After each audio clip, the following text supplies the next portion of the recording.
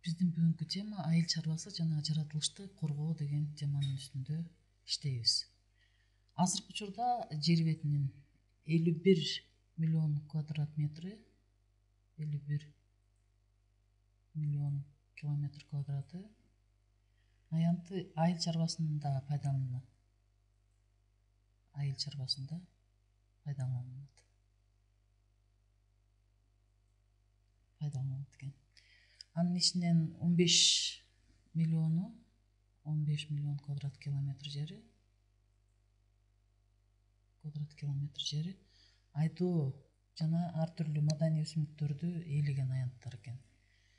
Айыл чарбасында пайдаланган жерлердин аянттары бир калыптуу эмес экен да. Ал илгертеден бери айыл чарбасынын өсүш деңгээлине жараша улам жаңы жерлерде өздөштүрүлүп, мурда өздөштүрүлгөн жерлер урбанизациянын, жаратылыштын терс кубулуштарынын, агрардык жерлердин структурасынын өзгөрүүсүнүн натыйжасында кыскарып, ар дайым динамикалык теңдештикте турат экен.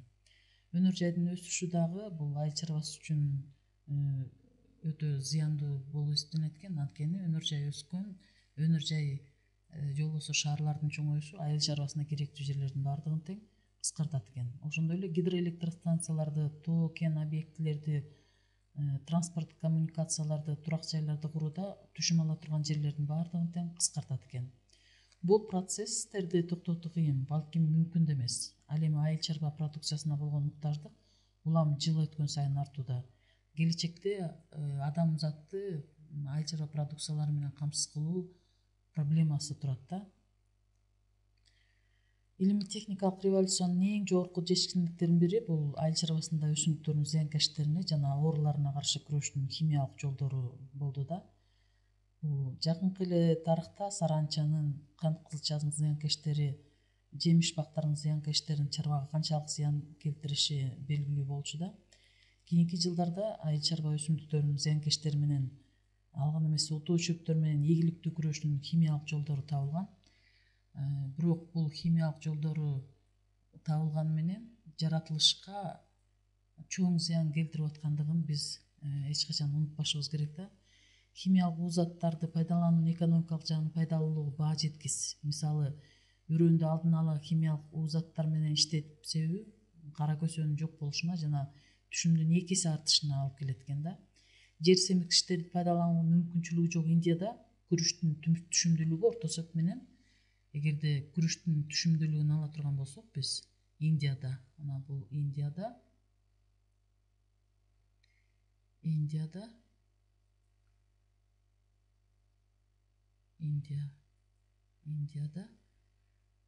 күрүчтүн түшүмдүүлүгү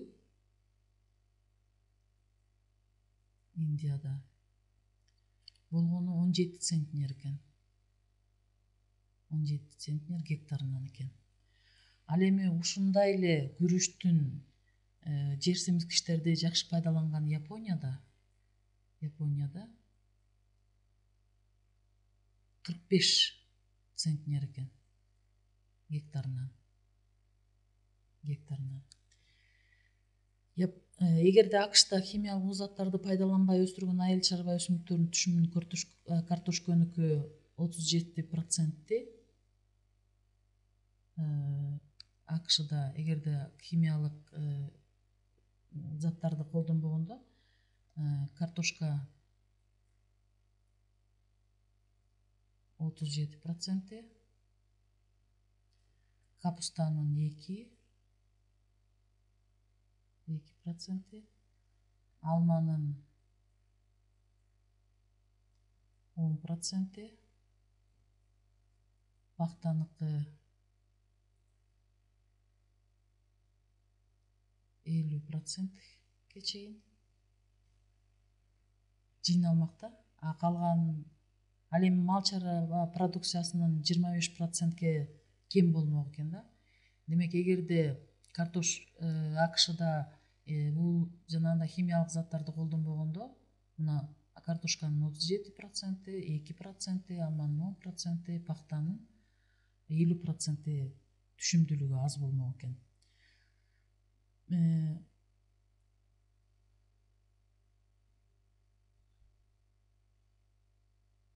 Ал эми бул айыл чарбасында түшүмдүүлүктү жогорулатыш үчүн биз пестицидтерди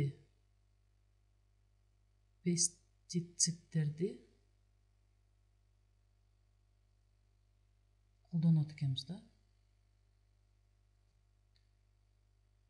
Пестицид деген эмне? Бул химиялык уузат болуп эсептелинет экен.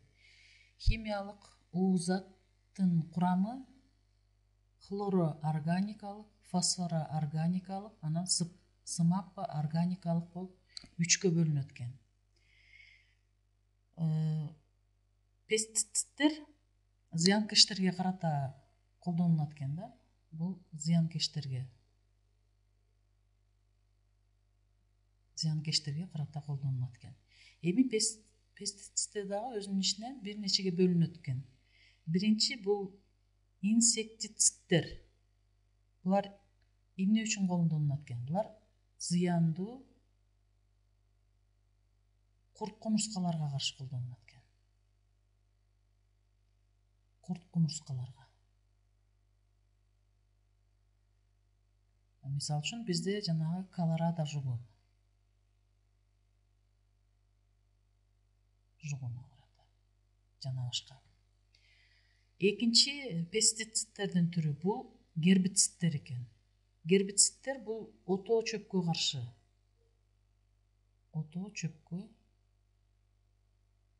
каршы колдонулат экен. Үчүнчү түрү бул фунгуцидтер экен. Фунгуцидтер бул көк козугарындарга,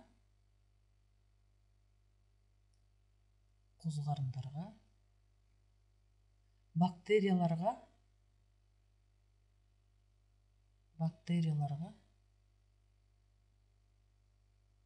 каршы колдонулат экен. Пестицидтер айттык биз бул уузаттар деп. Аларды колдонгондо экономикалык натыйжалуулугунан башка чөйрөнү булгай турган касиеттери да бар. Алар биологиялык активдүү касиеттерге ээ жана зыянкечтердин башка зыяны жок жаныбарларды да ууландырышы мүмкүн экен. Чөйрөгө зыян келтирүү негизинен аларды колдонуунун мына бул жерде пестицидтерди колдонуп атканын сүрөтү турат. Чөйрөгө зыян келтирүү негизинен аларды колдонуунун жана сактоонун эрежелерин бузган учурларда байкалат экен. Кээ бир химиялык уузаттарды алардын пайдалуу же зыяндуу жактарын аягына чейин изилдеп билбей пайдалангандыктан чөйрө булганат экен да. Өзгөчө туруктуу табигый шартта нейтралдашпаган хлороорганикалык заттар чөйрөнү булгоодо биринчи орунда ээлешет экен. Улуу ата мекендеги согуштун убагында мундар ДДТны жакшы билишет экен. ДДТ деген химиялык уузатты. Бул дихлоридифицин трихлоридтан кыскача аты ДДТ болуп эсептелинет экен. Бул препарат согуштан кийин эң мыкты инсектицид, башкача айтканда зыяндуу курт-кумурскалар менен адамдын мителери менен күрөшүүгө кеңири колдонулган экен. Мышьяга аралашкан уузаттарга караганда ал 100 эсе уусу аз деп эсептелинчү экен. 25 жыл бою ал заттар колдонулду жана бул ДДТ 25 жыл колдонулуптур да. Жана ошол мөөнөттүн ичинде 1,5 миллион тонна ДДТ бул талааларга чачылган экен да. Талааларга чачылгандан кийин ал агын суулар менен океанга да жетиптир. Жада калса алыскы Антарктидада болжол менен 2000 тоннага ДДТ тараган. Ал эмне менен жетти? Демек ал аба массасы менен жеткен экен. ДДТнын негизги касиети курт-кумурскаларга таасири эң күчтүү, адам баласына такыр эле зыянсыз деп эсептелинген. Бирок анын бирикмеси туруктуу табигый жол менен ажырабайт экен да. Алар өсүмдүктөр жана жаныбарларга чогулуп, азыктануу байланышы боюнча организмдердин бири-биринен өтө берет экен.